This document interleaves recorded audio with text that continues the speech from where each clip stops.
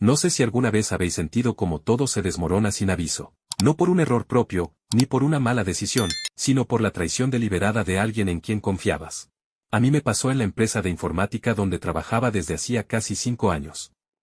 Y lo peor es que no fue una simple traición, fue una acusación directa, una mentira construida con precisión quirúrgica, que me dejó expuesto ante todos, como si yo fuera el culpable de un desastre que no causé. Todo comenzó de forma sutil. Un par de errores técnicos menores, tickets abiertos sin resolver, fallos intermitentes en servidores. Al principio pensé que eran descuidos puntuales, cosas que pasaban. Yo era responsable de supervisar un entorno complejo, varias plataformas virtualizadas, servicios en la nube, herramientas de colaboración que requerían ajustes constantes. Y como era costumbre, asumía la responsabilidad con profesionalismo. Pero había algo que no encajaba. Mi compañero, llamémoslo Marcos, había sido asignado a mi equipo solo 6 meses atrás.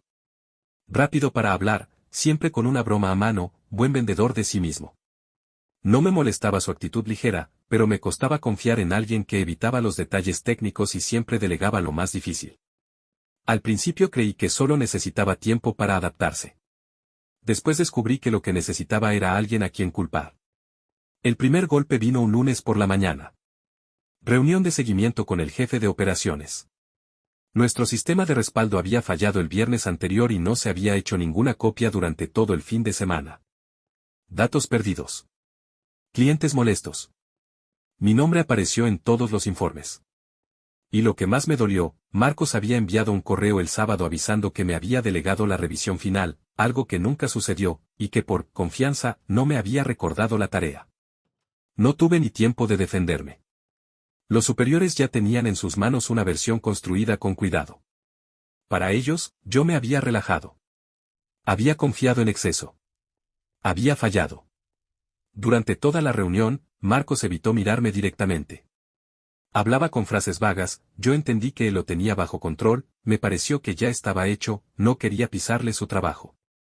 Lo más perturbador no fue la acusación. Fue el silencio de los demás. Nadie, absolutamente nadie, salió en mi defensa. Gente con la que había compartido madrugadas, soluciones de última hora, soporte fuera de horario. Callaron. Porque era más fácil señalar a uno que asumir que el sistema entero fallaba. Esa semana, el ambiente se volvió irrespirable. Empezaron a llegarme rumores. Que era desorganizado. Que ya había tenido problemas antes. Que necesitaba supervisión. No podía creerlo. ¿Quién estaba diciendo esas cosas? ¿Y por qué justo ahora? La respuesta me golpeó de frente cuando, al revisar los logs internos, encontré evidencia de que los errores del sistema habían sido provocados manualmente, y desde la terminal de Marcos. Tuve que respirar hondo para no hacer lo que mi instinto me pedía, enfrentarlo allí mismo, delante de todos. Pero sabía que si lo hacía así, perdería cualquier posibilidad de limpiar mi nombre.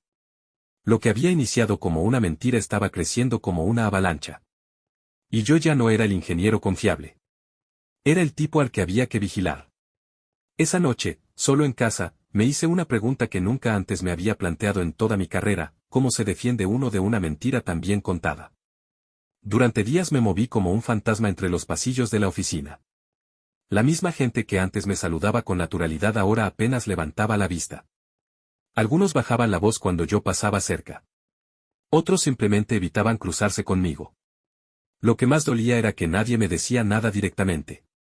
No había acusaciones abiertas, solo ese tipo de vacío social que grita más que 1000 palabras. Mi jefe, Álvaro, no me llamó para hablar del tema. Nada formal, ningún memo, ninguna amonestación oficial. Pero me apartó silenciosamente de los proyectos más importantes. Dejé de recibir correos que antes me incluían por defecto. Las decisiones técnicas se empezaron a tomar sin mí. Y yo entendí el mensaje, estaban esperando que me fuera por mi cuenta. Pero no pensaba hacerlo. Ese martes por la noche, después de otra jornada en la que apenas crucé una palabra con nadie, decidí que no podía quedarme de brazos cruzados. Me senté en el escritorio del cuarto que usaba como oficina en casa, encendí el portátil y empecé a revisar todos los logs del último mes. Era lento, tedioso y a ratos frustrante, pero en esa montaña de datos estaba mi única salida. Y eventualmente, la encontré. Había una serie de scripts ejecutados desde el terminal de Marcos, disfrazados como tareas de mantenimiento. Cambios de permisos, interrupciones programadas de backup, comandos que redirigían procesos a rutas muertas. Era sutil, casi imperceptible. Pero estaba ahí. Era intencional. No podía ser otra cosa. Imprimí todo, armé un dossier técnico. Necesitaba más que palabras. Necesitaba evidencia dura, precisa, incuestionable. Pero eso no era suficiente. Tenía que anticipar lo que vendría después. Marcos no se iba a quedar de brazos cruzados. No era un torpe. Era alguien que sabía manipular. Y si ya había logrado que casi toda la oficina se pusiera en mi contra, era cuestión de tiempo antes de que intentara blindarse aún más. Esa misma noche, llamé a Ernesto, un excompañero de la empresa que ahora trabajaba en ciberseguridad. Era uno de los pocos con quien había mantenido contacto fuera del trabajo. Le conté lo básico, sin exagerar, sin adornar nada. Me escuchó en silencio y cuando terminé, solo dijo, tienes que actuar con cabeza fría. Esto es un juego sucio, pero lo puedes ganar si no caes en su trampa. Al día siguiente, volví a la oficina más temprano que nunca. Me senté en mi escritorio como si nada hubiera pasado. Respondí correos. Completé tareas menores. Saludé con cortesía a quienes me miraban raro. Pero por dentro, cada minuto era parte de una estrategia. Comencé a revisar las redes internas, configuraciones de acceso, backups del sistema que todavía conservaban metadatos. Y encontré más irregularidades. Marcos había usado incluso mi usuario en un par de accesos remotos. Eso implicaba una de dos cosas, o tenía acceso a mi contraseña, o alguien se la había dado. En cualquier caso, el asunto era más grave de lo que pensaba. No solo me estaba culpando. Me estaba suplantando. En ese punto entendí que necesitaba cubrirme también fuera del plano técnico. Había que dejar registro de todo. Empecé a escribir un diario con fechas, hechos, nombres, incluso expresiones exactas que había oído en reuniones. No era paranoia. Era preparación. Sabía que si esto escalaba, y todo indicaba que lo haría, tendría que protegerme en más de un frente. Fue ahí cuando ocurrió algo inesperado. Uno de los becarios, un chico joven que apenas llevaba 3 meses en la empresa, se me acercó en la cocina mientras me servía un café. Oye, no sé si debería decirte esto, pero creo que Marcos está diciendo cosas de ti que no son ciertas. Lo miré sin sorprenderme. ¿Qué cosas? Que tú fuiste quien borró las copias de seguridad del cliente de Madrid, que estás desbordado y que estás buscando culpar a otros por tus errores. Suspiré. ¿Y tú qué crees? Yo estuve en esa instalación. Vi quién hizo qué. Y no fuiste tú. Le agradecí. Le dije que no se preocupara. Que no lo metería en líos. Pero en el fondo, algo se encendió. Una pequeña chispa. No estaba tan solo como creía. Tal vez, si jugaba bien mis cartas, todavía podía revertir esta situación. Esa noche, mientras volvía a casa caminando bajo una llovizna ligera, me hice una promesa, no dejaría que esta mentira definiera mi carrera. Ni mi nombre. Ni mi dignidad. No me considero una persona rencorosa. Pero hay algo en la mentira sistemática, en la traición premeditada, que despierta en uno un tipo de determinación que va más allá del orgullo. Marcos había cruzado un límite. No solo profesional, sino personal. Me quitó la confianza del equipo, empañó mi reputación y lo peor, puso en duda algo que siempre fue innegociable para mí, mi integridad. Sabía que no podía ganar esto en voz alta. En ese entorno, cualquier gesto agresivo se leería como desesperación. Tenía que ser quirúrgico. Preciso. Implacable. Lo primero que hice fue contactar directamente con el área de cumplimiento interno, de forma anónima. La empresa contaba con un canal confidencial para reportes técnicos y de conducta. Era algo que se mencionaba en las sesiones de onboarding pero que casi nadie tomaba en serio. Yo sí. Redacté un informe técnico detallado, sin mencionar nombres, pero dejando claro que había manipulación de registros, accesos indebidos y posible suplantación de identidad. Adjunté logs, fechas, capturas.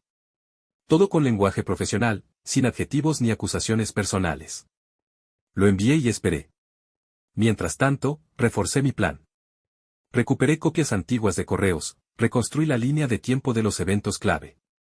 Incluso grabé, de forma legal, algunas conversaciones en las que Marcos se contradecía, o dejaba entrever que yo me había confiado demasiado. Eso, en contexto, era más valioso que cualquier confrontación directa. Pero como suele pasar cuando uno se defiende en silencio, desde fuera todo parecía seguir igual. Algunos compañeros me miraban como si no entendieran por qué seguía apareciendo cada mañana, saludando con tranquilidad, cumpliendo mi jornada. Y yo notaba sus dudas, sus murmuraciones. A veces pensé en irme. En buscar otro trabajo y dejar atrás todo esto. Pero había algo que me retenía, más allá del orgullo. No era solo limpiar mi nombre. Era demostrar que uno puede defenderse sin volverse igual de miserable que quienes lo atacan. Una semana después del informe, me contactaron desde Recursos Humanos. Me citaron para una revisión técnica de procesos recientes. Sabía que era el primer movimiento. Cuando llegué a la sala, me recibió una mujer que no conocía, junto a otro técnico del área de sistemas que tampoco solía tratar conmigo. Queremos hacerle algunas preguntas sobre los procedimientos de respaldo del mes pasado, dijo ella, con un tono neutro, casi robótico. No mencionaron a Marcos. No usaron la palabra acusación. Pero las preguntas estaban claramente diseñadas para ver si yo caía en contradicciones. No lo hice. Cada respuesta estaba respaldada por registros, por hechos. Cuando terminaron, me pidieron que firmara un acta de entrevista. Lo hice. Sin temblar. 2 días más tarde, Marcos cambió. No de forma obvia. Pero lo noté. Ya no era tan suelto en sus bromas. Evitaba reuniones innecesarias. Su actitud había perdido esa seguridad artificial que siempre lo rodeaba. No sabía aún que lo estaban investigando. Pero algo le olía mal. Lo confirmé cuando lo encontré en la cocina, solo, mirando su teléfono con el ceño fruncido. Al verme entrar, levantó la vista. Fue la primera vez en semanas que me sostuvo la mirada más de 2 segundos. ¿Todo bien? Pregunté con calma, sirviéndome un café. Sí, solo cosas del trabajo, dijo, forzando una sonrisa. Y luego, como quien lanza una piedra al agua solo para ver las ondas, a veces uno se mete en líos sin querer, ¿no? A veces, respondí sin mirarlo. El silencio que siguió fue espeso. Nos quedamos así unos segundos. 2 tipos que fingían cordialidad, pero sabían perfectamente que estaban librando una guerra fría. Yo ya no era la víctima confundida. Y él lo sabía. Esa misma semana, me llegó un correo desde un remitente que no esperaba, Sandra, la jefa de ingeniería, alguien que estaba varios niveles por encima en la jerarquía. Me pedía una reunión privada. Sin agenda. Solo una frase, necesito entender algunas cosas contigo directamente. Sabía que era clave. Que ahí se jugaba buena parte de mi futuro. Llegué 5 minutos antes. Sandra era conocida por no tolerar imprecisiones ni justificaciones vagas. Me pidió que le explicara, desde mi perspectiva, todo lo ocurrido desde el incidente del Vaca. No me apresuré. No exageré. Fui honesto. Metódico. Le mostré las pruebas, una a una. Y cuando terminé, me miró en silencio por unos segundos. Gracias por traer esto de forma tan clara, dijo al fin. A veces, los que hacen más ruido son los que menos razón tienen. Fue la primera señal de que todo estaba empezando a girar. Después de mi reunión con Sandra, el ambiente cambió de forma sutil pero innegable. Ya no se trataba solo de defenderme. Ahora tenía a alguien escuchando, alguien con peso real. Y eso, en una estructura como la nuestra, era más que un alivio, era un giro del tablero. No pasó mucho tiempo antes de que se sintiera la tensión. Marcos empezó a cometer errores, pequeños, casi imperceptibles para quien no supiera lo que estaba buscando. Retrasos en entregas. Excusas mal armadas. Justificaciones que no aguantaban una segunda pregunta. Su nerviosismo era palpable. Como si supiera que el castillo de naipes que había construido empezaba a temblar. Una tarde, lo vi salir de la oficina de Sandra. La puerta se cerró detrás de él con un golpe seco, como un punto final. Caminaba más rápido que de costumbre, sin mirar a nadie. No supe qué se había dicho ahí dentro, pero lo imaginé. Probablemente intentó negar todo. Quizá incluso me culpó otra vez. Pero ya no tenía margen. Lo que al principio fue solo mi palabra, ahora eran pruebas, registros, y algo más importante, tiempo. El tiempo que él mismo me regaló mientras creía que me estaba destruyendo. Ese viernes, Recursos Humanos envió un correo a toda el área. Informaban que Marcos dejaría la empresa por motivos personales.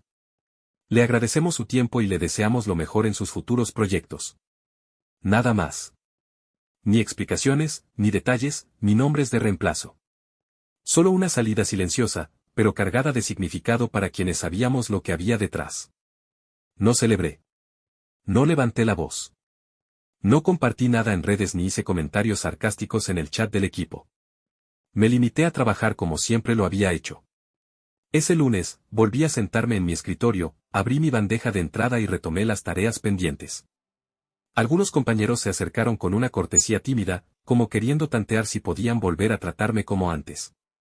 Yo respondí con educación, sin rencor, pero también sin olvido. No esperaba disculpas. Solo quería claridad. Pero hubo una excepción. Martina, una de las analistas senior con quien había trabajado en varios proyectos grandes, me detuvo en el pasillo. Te debo una disculpa, me dijo, sin rodeos. No hablé cuando debía. Vi algunas cosas raras y preferí no meterme. Y eso estuvo mal. La miré por un segundo. No era fácil hacer eso en un entorno donde todos se protegen entre sí. Le estreché la mano. Gracias por decirlo. En serio. No necesitaba más. Era suficiente. A nivel interno, la empresa no hizo un escándalo.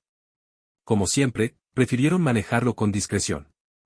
Pero quienes tenían que saber, sabían. Sandra me envió un mensaje unos días después: gracias por tu claridad y tu forma de manejar todo esto. Vamos a revisar los protocolos de supervisión técnica. Tu caso nos dejó lecciones importantes. Fue lo más cercano a un reconocimiento formal que esperaba recibir. Y me bastaba. No me ofrecieron un ascenso. No me pusieron en ninguna vitrina de empleado modelo. Pero empecé a notar señales, me devolvieron proyectos clave, me pidieron opinión en reuniones, volvieron a incluirme en decisiones importantes. Y más que eso, recuperé algo mucho más valioso que cualquier beneficio material: respeto. El tipo de respeto que no se exige, sino que se gana cuando uno se mantiene firme frente a la tormenta. Aunque exteriormente todo parecía haber vuelto a la normalidad, yo ya no era el mismo. Algo dentro de mí se había endurecido. No en un mal sentido. No me volví desconfiado ni cínico. Pero entendí que incluso en ambientes profesionales, la verdad no se impone por sí sola. Hay que construirla, protegerla y presentarla con la misma precisión con la que otros tejen mentiras. Esa experiencia me enseñó que tener razón no basta. Hace falta carácter. Y, a veces, una memoria precisa. La ironía es que, tiempo después, supe que Marcos había intentado entrar en otra empresa del sector. Uno de sus evaluadores era un antiguo colega mío, alguien que conocía la historia de cerca. No sé qué pasó exactamente, pero no lo contrataron. La justicia, a veces, se toma su tiempo. Pero llega. Cuando todo terminó, o al menos, cuando la tormenta amainó, no sentí alivio inmediato. Me costó dormir varias noches seguidas, aunque ya no hubiera acusaciones ni miradas inquisitivas. No es fácil apagar la tensión acumulada durante semanas en las que te cuestionas a cada paso, en las que dudas incluso de tus propias decisiones más básicas. Volver a trabajar en un entorno donde antes te sentiste traicionado requiere más que voluntad. Requiere recomponerte en silencio, paso a paso. Y es que aunque Marcos ya no estuviera, su sombra seguía rondando. No por lo que él era, sino por lo que reveló. Me dejó claro que en cualquier espacio, incluso en los más técnicos y racionales, hay juegos de poder, egos, inseguridades disfrazadas de profesionalismo. Y que uno puede ser honesto, eficiente, incluso servicial, y aún así convertirse en blanco. No volví a ser el mismo compañero de antes. No me volví hostil ni distante, pero sí más medido. Aprendí a cuidar mi tiempo, mis palabras, mis límites. Dejé de confiar automáticamente en quien sonríe mucho y pregunta poco. Empecé a documentar todo con más rigor, no por paranoia, sino por experiencia. En este mundo, uno debe ser su mejor testigo. Fuera del trabajo, también hubo cambios. Al principio no los noté, pero con el tiempo entendí que me volví más introspectivo. Mis amigos lo dijeron con tacto, que estaba más callado, que me costaba abrirme. Lo cierto es que, después de esa experiencia, necesitaba procesar más de lo que estaba dispuesto a compartir. Mi pareja lo vivió conmigo de forma indirecta. Me vio llegar tarde muchas noches, comer sin hablar, quedarme en silencio frente a la pantalla. Al principio intentó que hablara, pero cuando entendió que no podía ponerle palabras a todo lo que sentía, simplemente estuvo. Y eso fue clave. No necesitaba consejos. Necesitaba espacio. Tiempo. Y alguien que no me exigiera estar bien. Durante un fin de semana largo, nos escapamos a una casa rural. Caminamos por senderos sin señal, cocinamos sin apuro, y por primera vez en meses dormí sin sobresaltos. Fue allí donde pude ponerle nombre a lo que me había pasado. Había sido víctima de una manipulación premeditada, sí. Pero también había salido de ella con algo más fuerte que la victoria. Había salido con una nueva brújula. Ese mismo mes, tomé una decisión que llevaba tiempo postergando. Hablé con Sandra y le pedí formalmente cambiar de equipo. Quería dejar atrás todo rastro de esa etapa, incluso si eso significaba volver a empezar en ciertos aspectos. Para mi sorpresa, no solo lo entendió, sino que me apoyó. En menos de 2 semanas, estaba integrando un nuevo proyecto interno de arquitectura cloud, con gente que no arrastraba la historia anterior. Gente que solo me conocía por lo que hacía, no por lo que otros dijeron de mí. La transición fue más fluida de lo que esperaba. No tardé en recuperar la motivación por mi trabajo. Volví a disfrutar los retos técnicos, los debates de diseño, los errores corregidos a último minuto. Poco a poco, me sentí otra vez en mi lugar. Pero con una diferencia, esta vez, no lo daba por sentado. Un día, uno de los nuevos compañeros me preguntó cómo manejaba tantas tareas sin estresarme. ¿Truco? Dije sonriendo, no tener que limpiar el desastre de otro. Se rió. No entendió la referencia, y me alegré de que así fuera. Volver a empezar no siempre implica mudarse de ciudad o cambiar de carrera. A veces es tan simple, y tan profundo, como cambiar de entorno, de dinámica, de mirada. Yo había aprendido por las malas que no todo lo que brilla es compañerismo, y que incluso el trabajo más técnico se contamina si la ética no acompaña. Pero también aprendí otra cosa, que uno puede pasar por el fuego y no solo salir intacto, sino con más claridad. Más convicción. Y, sobre todo, más respeto por sí mismo. Nunca imaginé que aquella traición tan meticulosamente construida sería, en realidad, el comienzo de una etapa más lúcida en mi vida. No mejor en todo sentido, pero sí más clara. Y la claridad, lo entendí después, es una forma silenciosa de libertad. Con el paso de los meses, dejé de hablar del tema. No porque quisiera enterrarlo, sino porque ya no lo necesitaba. Los que tenían que saber, supieron. Los que tenían que actuar, actuaron. Y yo, finalmente, pude soltar. En la empresa, seguí avanzando. Cambié de equipo, de dinámicas, incluso de piso. Empecé a colaborar con gente nueva, en proyectos más estratégicos, más desafiantes. No todo fue fácil, pero sí más justo. Y eso marcaba una diferencia profunda. Las conversaciones volvieron a girar en torno a lo técnico, lo resolutivo, lo creativo. No a las intrigas ni a los chismes de pasillo. En una reunión trimestral, uno de los directores mencionó el valor de los que sostienen el sistema en los momentos difíciles, aunque nadie los vea. No me miró directamente, pero hubo una pausa breve, suficiente para que yo entendiera. El reconocimiento, cuando es real, no necesita nombres. Afuera del trabajo, las cosas también encontraron su equilibrio. Retomé vínculos que había descuidado. Volví a tocar la guitarra, a cocinar sin reloj, a leer por gusto. Y más que nada, volví a sentirme dueño de mi tiempo. Porque si algo aprendí, es que las crisis no nos roban solo el espacio profesional, también nos invaden el alma si no sabemos poner límites. Un año después de todo aquello, recibí un mensaje inesperado. Era Marcos. No me pedía disculpas. No me explicaba nada. Solo decía, ojalá algún día podamos hablar. No tengo excusas, pero sí cosas que decirte. Lo leí en silencio. No sentí rabia. Tampoco lástima. Lo dejé sin responder, no por orgullo, sino porque ya no necesitaba nada de él. La historia entre nosotros ya estaba escrita. Y no merecía capítulos nuevos. Hoy, cada vez que un colega nuevo se suma al equipo y me pide consejos sobre cómo sobrevivir en este mundo de teclas, servidores y egos, suelo decirles algo que no figura en ningún manual.